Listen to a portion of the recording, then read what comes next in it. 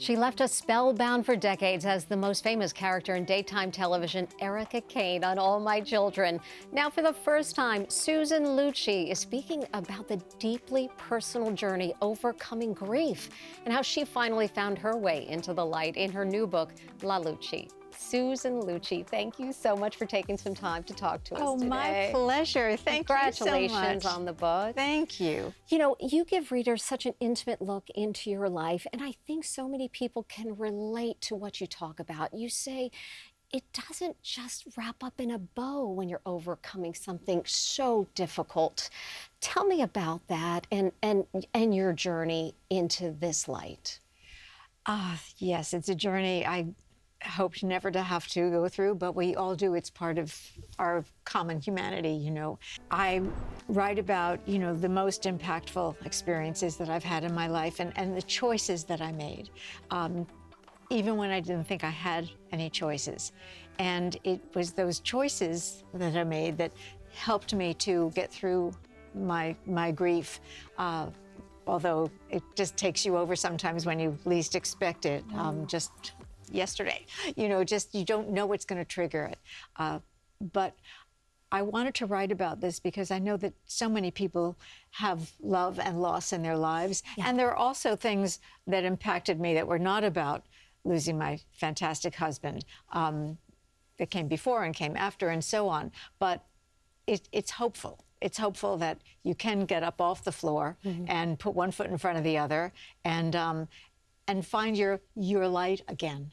Was there a moment where you finally said to yourself, I need to move on? I mean, I remember reading a point where you said there was just utter hopelessness at one point. What was that moment for you when you decided it's time to keep going? Well, I think everybody's different, and I think no one should put a timeline on themselves, and certainly not based on anybody else's experience, because it is also individual. But for me, the light bulb really went off. Several months after my husband passed away, my college roommate, who is still a very good friend of mine, one of my closest friends ever, invited me to a dinner party. She lives outside of Washington. And I went. It was a beautiful summer evening. And she had put together a table of 10 people, of her good friends. And I was seated next to a woman who was a very good friend of my college roommate. And in the course of conversation, I learned from her that she had lost a baby daughter years ago, but most recently had lost her twin sister. And yet, she was talking to me. She was full of her own light. She was a happy person. And after a while, I asked her, how did you get to this place? You seem like such a happy person. I was always a happy person. From the time I can remember, I'm just a happy person. And I had been resilient in life. But I thought all of that was gone. And she said, I just one day said to myself, I just don't want to be sad, this sad, all the time. And a light bulb went off in me, and I thought, okay, so you can choose that. It doesn't have to just, you can choose that. Because when you lose, as I did, the love of your life, you didn't choose that at all. And I'm not good about acceptance. So this was part of it, but then she gave me a way to deal with things. Isn't that something? There is a part in the book that I wanted readers to hear. You describe some of the moments on your journey. So let's listen. After he passed, I really thought I'd never get my light back again. But I also knew that I had to make a choice and somehow find the courage to put one foot in front of the other.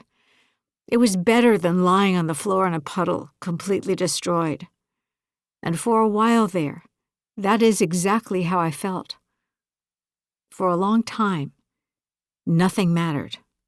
And it is something when you say that light bulb went off, when we're listening to your words, saying that there was a moment where you were thinking nothing mattered, but here you are at that dinner party, watching someone going through so much grief too, and realizing that there's so much more that you can do, that you can offer, that you can accomplish. Yes. When Helmut passed away, I didn't even know that I was an actress or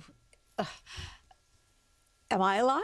You know, and I didn't think I'd ever really go in front of a camera again or on stage, but I had made a commitment to go on stage and do something called Celebrity Autobiography, which is a comedy, and I had done it before, and I knew Mario Cantone would be there, and I would just giggle automatically. Yes. And I thought, no, I'm going to do this because maybe I'm really so lucky that I have something that I've wanted to do since I was a little girl, and I did love it.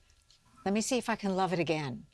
And that was another stepping stone for me to go back on stage, to do what I had always loved, and to find I did love it again. Okay, I can do this. Take me to the beginning, because I understand that when you were first offered the job on All My Children, this beautiful role, you almost didn't take it. This is a really good question. Yeah, I had to be convinced to sign my 3-year contract. I loved the audition scene. I loved the character. I loved her relationship with her mother. And I write about my relationship with my mother in the book. In any case, yeah, because it was for 3 years. And at that time, I was just out of college. So 4 years of college, 4 years of high school, that's how I measured my life. So 3 years was almost the same thing again. Sure. Yeah, so I didn't want to do that. And my agent said at the time, sign it. If you don't like it, we'll get you out of it. That's what he said. So I signed it and I loved it. How about that? Yeah. You know, I remember sitting at the television, watching the Emmys, and finding out you did not win again. And honestly, I think my sister and I were yelling at the television. We were like, this can't be. I mean, we just were feeling for you. And I don't know if you realize in those 19 nominations where you're waiting for the win, that there's just this giant hug around you saying, Susan Lucci, you deserve to win this. You know, I did feel it as time went on, you know, and even the, you know, the New York press corps would like say, oh, this is your year, as I'd be going in, this is your year. And I would get my hopes up, you know, and I felt so lucky that people cared. I knew my husband and I cared, you know, our family cared. But to think that other people cared and were so behind me is wonderful. There's something you write in the book where the creator of All My Children writes you a letter. And so I wanted readers to hear that. Oh. My dearest Susan, of all the injustices yesterday, the one against you makes the rest pale by comparison. I realize that no words of mine can lessen the dismay, pain, and fury, nor should they. But I did want you to know that I am living through those emotions with and for you. So she writes about the disappointment, of course, at the Emmys when you didn't win. And I wonder, did you attend, first of all of the Emmy galas? I did. You did? I did. And did you write a speech for each of them? No. Okay. No. I would kind of put my thoughts together, but after the 9th time that I didn't win, I kind of wouldn't let myself go there. Okay. On the 19th time, it really had been a great year and great everything.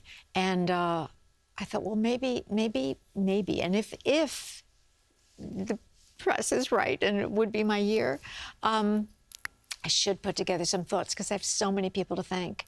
And that's the night before I laid in bed and allowed myself to think that way, that maybe I will actually win. And so that's when I thought of the words. Beautiful. I mean, it's a good thing you did. Yes, it turned out to be. The Emmy, is that close to you all of the time, or do you have that nearby?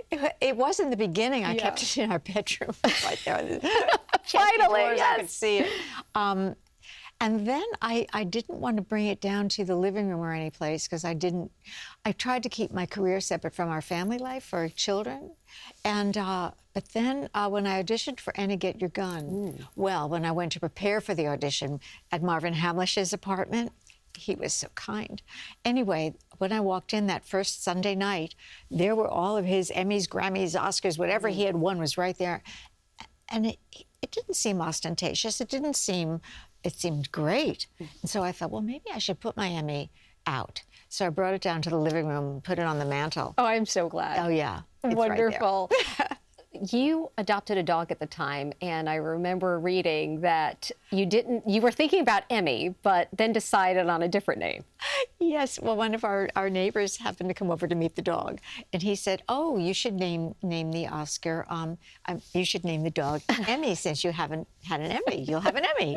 And so as they were walking out the door, Helmut turned to me and he said, "The hell with the Emmy. Let's go to Oscar." I love that, yeah. Tell me about the film with Jonah Hill that'll be coming out soon. Coming out soon. Yes, this spring. Yeah, I was at home and sent this script for Apple Plus, and my name was watermarked on it. It was an offer, and I read the script, and the part is wonderful, but it would require me to go to a place, a very emotional place, and I had been raw for so long. When this script arrived, I just wasn't sure I could do it or should do it, and I spoke to my publicist actually and said, I don't think I can do this, and I told her those reasons, and she understood. But then, when I got this script in the afternoon, when I went to bed that night, I just couldn't help myself. I started working on the part. It was such a good part. I just was laying in bed with my eyes wide open, just thinking about this part and knowing that it was a challenge. And then I thought, maybe I should read this script again and read it in the light of day. Because if you don't take this challenge, it's really out of my comfort zone. If you don't take this challenge and you wake up and you see another actress who took the challenge, you're going to be so mad. So we don't have too much time left, but I did want to ask you about growing up in Garden City. And I know growing up in my hometown and being able to live in my hometown, it's just nice to know that everybody has your back. Everybody has your back. There's a deli. I loved reading that too, that there's a deli that pays honor to all my children and you with all my chickens, right? Is the name of the sandwich? The former deli had the Lucci panini, and so we're suggesting to this deli, because I am addicted to their chicken Caesar wraps, and I'm there all the time, and we're always getting them, and everybody who comes into my house loves them now, that they have an opportunity to rename their they better. chicken Caesar wrap, all my chickens. Well, I want them to. That would be really quite amazing. And tell me about what's to come for you. I mean, it seems like there's just no stopping you. Oh, thank you so much. Thank you. I love what I do, and I feel very lucky, and it has helped me on this journey that I talk about in the book. How lucky am I to have something to go to? And also, I will say my friends, because you never know. But our friends, my husband's friends, my friends, they've all, and Helmut made me laugh. His friends made me laugh, and they still do. So between them, the people, my son has been a rock, and my career. Well, this book is just a gift for us, so thank you so much. It was just so beautiful talking with you, and, I just find your authenticity wildly inspiring. Thank you so much. Your candor and your humility. It's been really wonderful to have a chance to talk with you. Thank you so much. Thank you. It means a lot coming from you, Mary. Thank you. Thank you. And you can read an excerpt from La Lucci and get the book at clubcalvi.com.